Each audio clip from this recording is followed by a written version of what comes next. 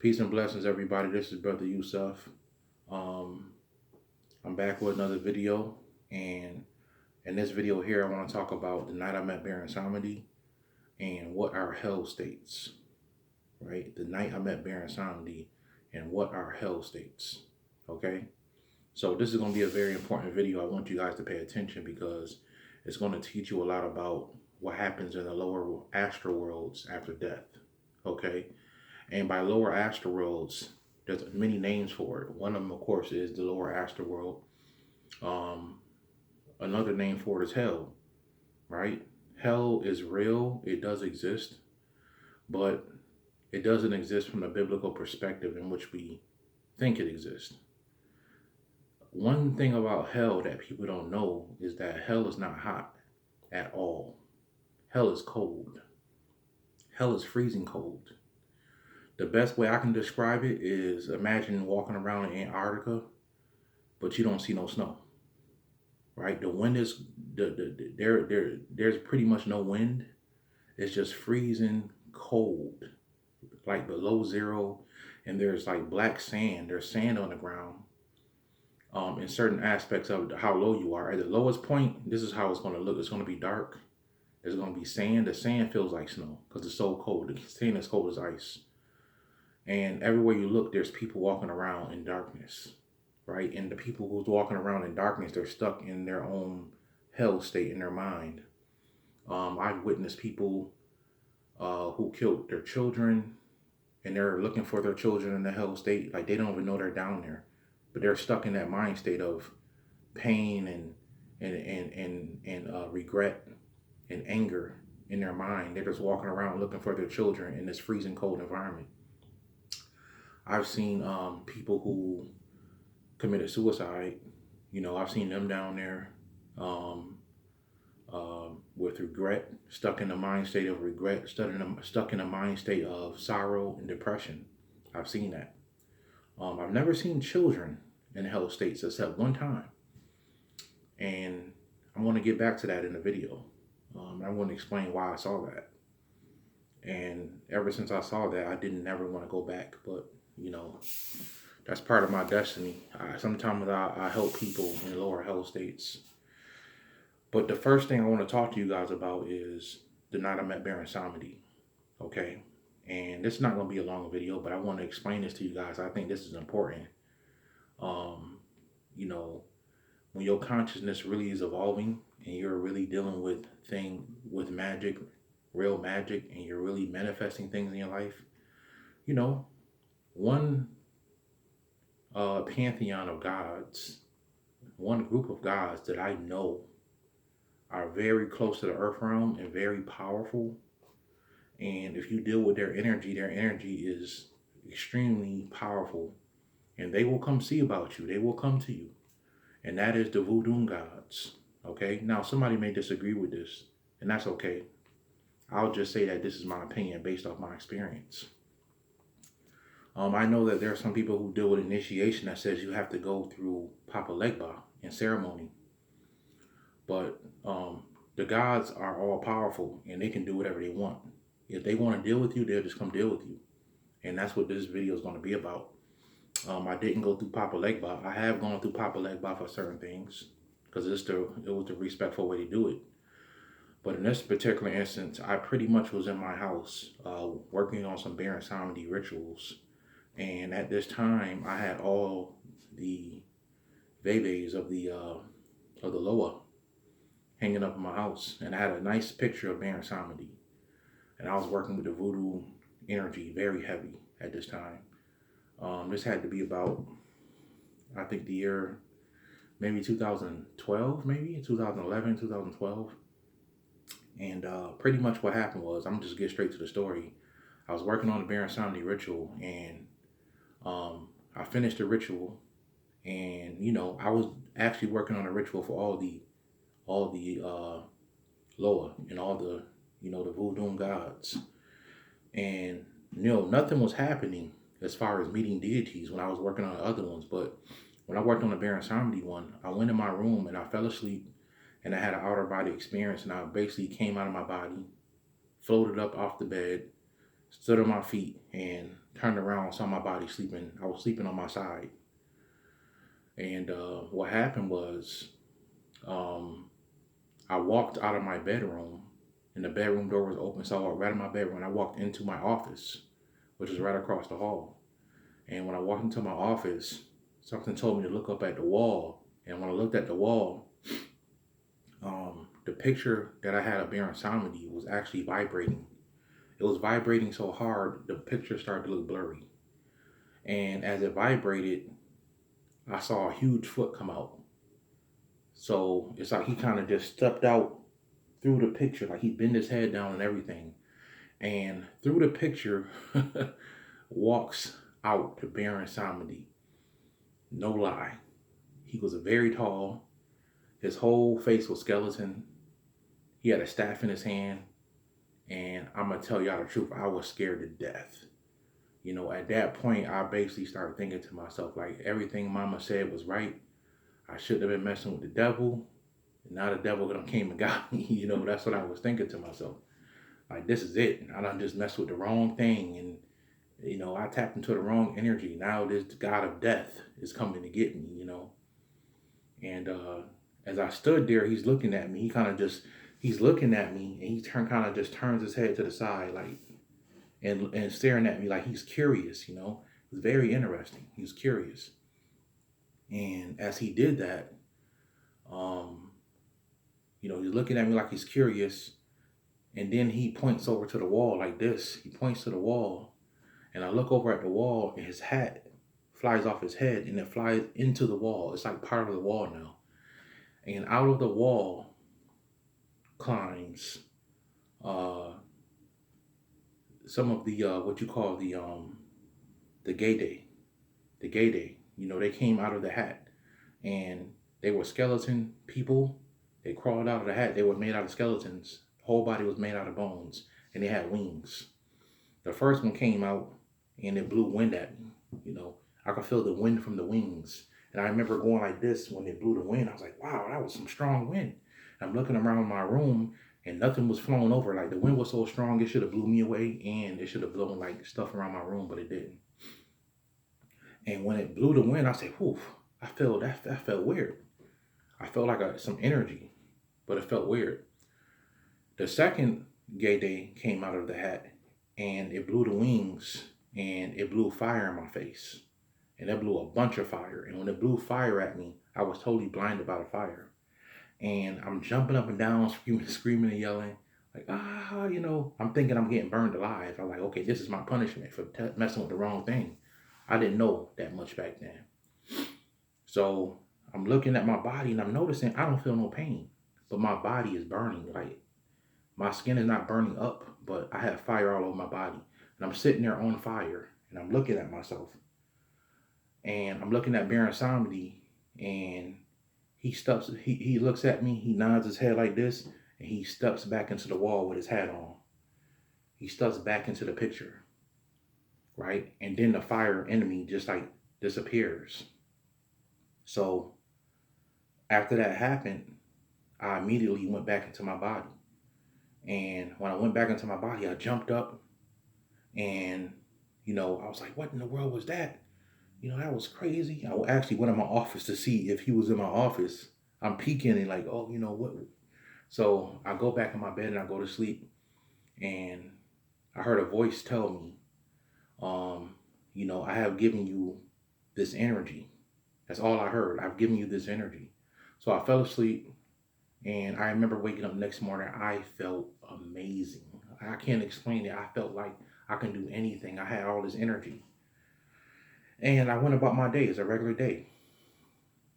So I didn't think much about it. But after that happened, I noticed that I would start having these like, I thought they were nightmares at first. But what's happening is I was going into the lower astral worlds. Okay, I was seeing into the lower astral worlds. Now I had this ability to do that. And this goes into, so that's my experience, y'all, with the first time I ever met Baron Samedi. I actually had a dream about him last night. And he said some things to me last night.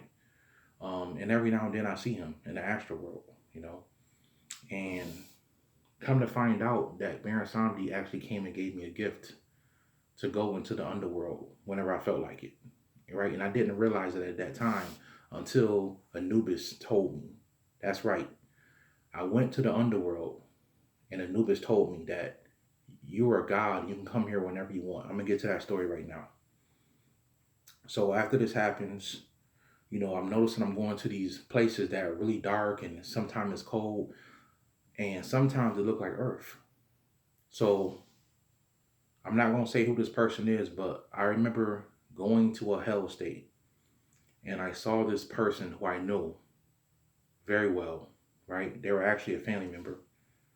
And I went to go help them. I helped them get out of this hell state. When I saw them, I just immediately was like emotional because like you shouldn't be down here, right? You just shouldn't be down here. But I realized at that moment that that person had no consciousness. They were not conscious about nothing. They were spiritual. Um, I rescued a couple family members from hell states. I'm just gonna be honest. And I'm gonna talk in the future about what I did to help people get out of hell states. But one thing you guys can do is you can give them light by giving them ancestor money, and praying for them. That helps lift their energy. That helps give them energy, and it helps them get out of those hell states.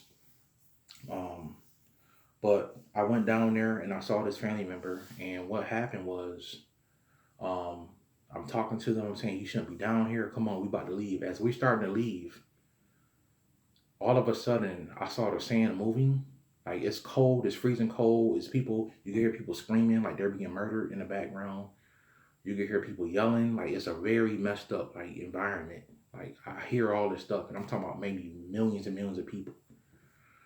And it's nothing but pure darkness everywhere. Some people have been down there so long in this lower hell state until they actually look brown, like they're. And this could be a European person or an Asian person. Their skin will actually look brown, and all their clothes will look brown. They look like almost like a cartoon. They've been down there for hundreds and hundreds of years in that state of mind. So I'm seeing all this stuff. So as we're starting to go, I'm getting ready to help this person get out of here.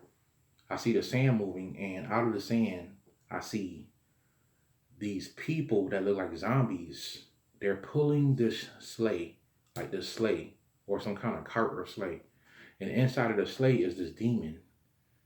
Um, I remember the demon looked like a lizard slash skeleton. It looked real weird, like, and it had this whip that was like glowing blue, and it was hitting them, pow! And every time it hit them, they wouldn't even flinch; they would just move. And they were literally pulling his sleigh. And in the sleigh, he had like body parts. He had energy. I could see people's souls trapped inside of like a cage. Like he had souls in there. He had people's heads. Like it was the weirdest thing ever. And he was like going around collecting souls from the higher astral worlds. He was tricking people and going around collecting souls and stealing things from people in the higher astral worlds, tricking them to bring them down to the lower realms. And I could see people like soul, like crying out, like, get me out of here, blah, blah, blah. So I see this, and as he's coming out of the sand, he stops and he turns his head like in a real creepy way. He turns his head and he looks at me. And I remember looking at him, and I grabbed my family member and I said, no, this one's mine, right? And I'm not saying that I've met I'm thankful that I met 95% of my family members in heavenly higher states. Okay, just a few I had to rescue from hell states, you know what I'm saying? A few I had to rescue from hell states, but 90 something percent of my family members that passed away, I've always seen them in the higher astral worlds, in the higher astral worlds. So I'm grateful for that. But the few I had to rescue, yeah. So in this particular one, the thing is looking at me, and I remember grabbing my family member and I said, this one's mine. And he kind of turned his head to the side, like, I know you ain't talking to me like that, And he's kind of looking at me, and basically he turns his head. And as he turned his head, I remember I had a watch on, and I remember looking at my watch and it said 11:37. I'll never forget that. 11:37. And I said, that's weird. So he looks and he takes his whip. He hits the people and they start pulling his sleigh. And they was pulling his sleigh. It was real creepy, man. He had this huge Santa Claus looking sleigh, and he's had like zombies pulling the sleigh. And they went up ahead, maybe about 14, 15 feet ahead, and then they went back down into the sand. I don't know where they went after that.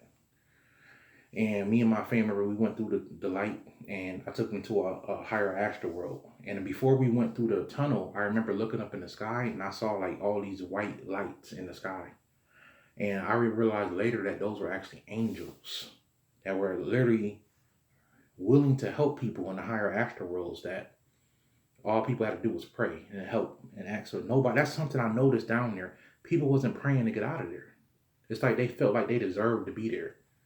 You know, it was the weirdest thing in the world. So I helped that family member get out of there. After I had helped that family member get out of there, I was transported back, and I was in this cave setting. And in this cave setting, I saw this tall figure walking towards me. I was scared to death. I didn't know what it was, but the energy felt like godly, of course, but it felt like it wasn't going to harm me. I can't explain it, you know. But it was really tall, maybe 12 feet tall, and it was walking towards me in this big cave. I'm like, yo, why am I here again? And it was the god Anubis. And he walked up on me, and he said, you know, you have the power to come here whenever you want, right? He said, that's a gift that was given to you. He didn't say who it came from, but I knew who it came from. He said, you have the power to come here whenever you want.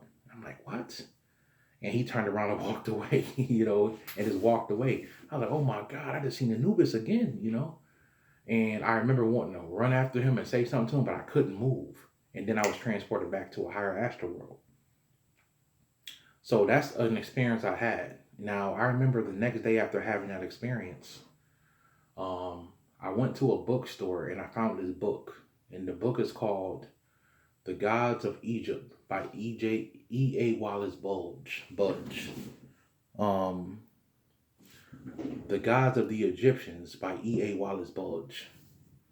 The Gods of the Egyptians by E.A. Wallace Bulge. And I had volume 1 and volume 2. And I was looking for volume 1 before I did this video. And I'm going to tell y'all, sometimes, man, you can get to the point where you got so many books, you can't even find a book you're looking for. So I got way too many books all over my house, and I can't even find the right book I'm looking for. But I found volume 2, but that's not the one I wanted. I wanted volume 1, and I'm still looking for that book. But in volume 1 of the E.A. Wallace Bulge book, The God of the Egyptians, there's a chapter in there that says 11. This blew my mind when I saw this. It said 11 o'clock in the underworld. Right? Now, remember I told y'all in the video, I was looking at my watch, and it said 11:37. In this book, it said 11 o'clock in the underworld, right? And on the picture, it had people pulling a sleigh in the book. This is the next day after I had this dream. So it blew my mind. I'm like, what is the spirit trying to show me here? I literally witnessed that, y'all. I saw that. And in the book, it said 11 o'clock in the underworld. And I saw on the cover of that page, it had people pulling a sleigh in the underworld. And if y'all don't believe me, y'all can go get that book. And it blew my mind when I saw it. So I witnessed that in real life, like in the lower realms. So that's my dream on Baron Samedi, and one of the experiences I had in the underworld, right? I had tons of experiences. Now, I want to explain the one time I saw a child. I don't know if I like talking about this, but I'm going to say this real quick. I was walking through the underworld, and I was in the lower part of the underworld, and what can happen is you could be walking around, and you're going to be walking around the underworld. It's freezing cold, and you can just walk up on a house, like out of nowhere. It'll just be like a house. It'll be like a street sign, and you're like, why is a street sign here? It'll just be weird stuff happening like that as you just walking around in this nothingness. A good movie to compare it to would be the movie Insidious. How they'll be walking around in darkness and then it just come up on the door. That's exactly how it is. It's not, everything in that movie is not true. Like, you can't go into what they call the further and get lost. That's impossible. But it's a lot of aspects of that movie that's true. Right? Another good movie, the TV show to check out is Stranger Things. You know, and towards the end of the movie when they were on other side, but it was the same thing happening into the physical world. Like that's how it is. That world, our world reflects the lower worlds, and the lower worlds reflect our worlds. So in this thing, I walked up in this house. It's a log cabin, and I walked into the house, and I seen like a little white girl. She was like walking around the house, and I believe this man was her father because I heard footsteps upstairs, like somebody was running around upstairs. And I told the girl, I said, "You shouldn't be here. You come with me. Come with me. Let's get out of here." So she grabbed my hand, and every time I tried to walk through the door, she would just disappear out of my hand. I couldn't take her out of the house. So she wasn't crying or nothing. She was just holding like a teddy bear, and she wasn't crying, but she didn't want to, like, it's like no matter what I did, she couldn't leave the house. And eventually this man came downstairs. He's really big, maybe, he's like probably 6'5", real wide dude. And he came downstairs and he grabbed her like real violently, like almost like she belongs to me. And the girl didn't cry or nothing. It was just a really weird thing. And I used some of my energy and I pushed him out the way. He basically started stumbling back after I did that to him because he didn't expect that somebody to do that. And I didn't even really punch him or kick him. I just had to push my energy out, and he basically flew back into the wall. And he was just like, whoa, he was stunned by that. Like, I didn't think nobody can do that. And I grabbed the girl again. I said, come on, we're going to go. And I picked her up this time, and I walked out the door. And as soon as I got outside the door, she disappeared out of my hands. It's like, no matter what I did, I couldn't get her out of the house. It's like the spirit wanted me to experience this for some reason. So long story short, I did that. And I remember looking at the house, and the dude walked behind the girl again and grabbed her and just looked at me. And the house literally started floating away into the distance. It was the weirdest thing, but that bothered me because I couldn't have saved this child, right? I couldn't save this child, and I'll never forget that experience. And I've never ever seen a child walking around in a hell state. I've never seen like a child being hurt in a hell state. I've never seen it. And I've been to many levels of the hell states. So on the lowest level of the hell state, that's kind of what that is. It's nothing but pure darkness, and it's freezing cold. And it's random stuff going on. You hear a lot of screaming, a lot of people stuck in their misery in their mind, right? And then you have another level above that, which it looks like you're on Earth, but it's always nighttime, right? It's always cold and it's always nighttime. So it's not as cold as the lower realms, but it's still cold. And you could be walking around a city, but everything looks abandoned, right? Everything looks abandoned. So in this aspect of the city, the closest thing I can describe this part of hell state to y'all would be like the movie Constantine when he went to hell.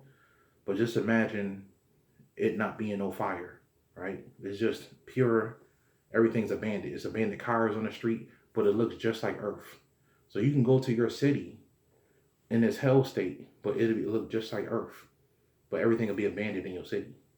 And you'll see people looking out the window. They'll be looking at you. I've had people throwing rocks at me. You'll see demons running around. They'll be standing like on like tornadoes, looking at you. It's real creepy, real scary. You'll see people running for their life. Like I've seen people getting shot over and over and over in this hell state. Like people just keep getting shot or stabbed, right? But people, when you have a certain energy on you, people just, these entities, they'll just sit back and watch you, right? But this is where a lot of people experience like a lot of nightmares on this level. You'll have something chasing you, or you have a bad dream about something happening. This is where a lot of these things happen, a lot of your nightmares on this level of the hell state, right? And it's always dark. I've never seen daylight in a hell state. It's always nighttime. Real talk. Always nighttime. And yeah, I've seen people looking homeless, and they just like sitting next to a building. Like I've seen like all kind of, seen people scared. Like, can you help me, sir? Can you help me? Like I've seen all that, right? So that's another level of the hell state. And the next level of a hell state is the aspect of a hell state that's really close to Earth, and it looks just like Earth, but it's nighttime. So basically, like I said, it's always nighttime, but it's like you could be at a restaurant, believe it or not, in this hell state, and somebody can be getting murdered outside. Car accidents are happening, right? A lot of dark witches and dark sorcerers, they go and have meetings on this level of hell state. Um, it could be a lot of bad things happening around you, but you look like you are on the earth, right? So what I'm telling y'all is the higher you go up in the hell state, the closer it looks to earth. And then eventually you get to the physical realm, which is also hell, right? Like Bobby Hemmett said, hell comes from the Germanic word heal, Heil, which means physical earth. And he's right. He's 100% right on that. Hell is earth. You're living in hell. This is a fact. Earth is an aspect of hell. The third dimension is a hell state. That's why everything bad you could think of has happened here on earth, right? At one time, earth was on a higher fourth dimensional level. And right now, earth is actually ascending to a fifth dimensional level. Um, and this is why there's so much chaos on earth. Because a lot of things gotta go. And some things don't want to go, they don't want to let up. So they're gonna go out with a bang. This is how it is. So I wanted to just explain these different levels of hell state. I'm jumping over a lot of stuff. I'm not telling y'all a lot of stuff, but I'm just giving y'all, painting a picture for you guys so you guys can understand. On the lowest level of hell state, it's nothingness, it's darkness, and it's cold. On another level of a hell state, you'll see buildings, it'll be cold, and you will see a lot of horrible things, but everything's abandoned. It'll be people just looking through windows, looking out broken windows, looking at you. Some of these people are demons, some of these people are murderers that got stuck there and they're getting murdered every day in these hell states. A lot of horrible stuff happening. You can hear people screaming, running for their life. Like you can just be walking around and see all this stuff.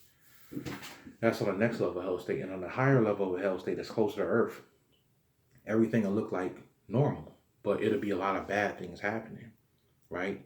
And some people, they enjoy this. They enjoy watching this stuff, right? Like you'll just be somewhere. I've seen people eating in a restaurant. I remember I heard a master teacher say that people can go to a restaurant in hell, and I was blown away by that because I'm like, I've seen that.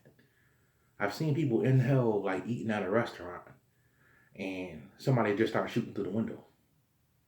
Like I'm like, well, why would they be at a restaurant in hell, right? People are playing out their sufferings over and over and over. It depends on what level did you make people suffer, and what level did you make yourself suffer. Because the only way and the only reason people go to hell states because you put yourself there. That's 100% fact. Ain't no God gonna throw you in hell, and ain't no Jesus gonna put you in hell. You put yourself in a hell state. If you commit suicide, if you go around murdering people for no reason, you have to pay a karma for that in the next life. But before you go to the next life, you may have to pay some of that karma in the lower hell state, right? And experience that pain that you caused. And people don't gotta believe me. I know some people, some things I say, people want a deeper explanation, you know. And I'm just telling you guys what's real and what I experienced, right? Hell is cold. What we know is hell, and it's not called hell. What we know as hell, or what we call hell, is not hot. It is a cold, dark place. That's what it is. Heaven is hot. I'm going to keep it real with y'all. When you go to the beautiful heavenly realms, it's like tropical weather. It's hot, blue water, all that stuff.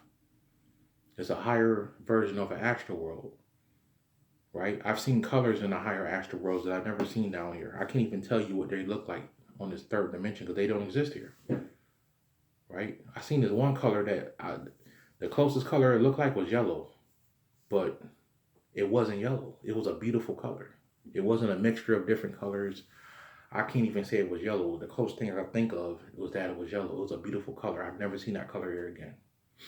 So I just want to get on this video to explain to you guys about some of the things I experienced as far as meeting Baron Samedi, and also the things that I've seen and experienced in different hell states, okay?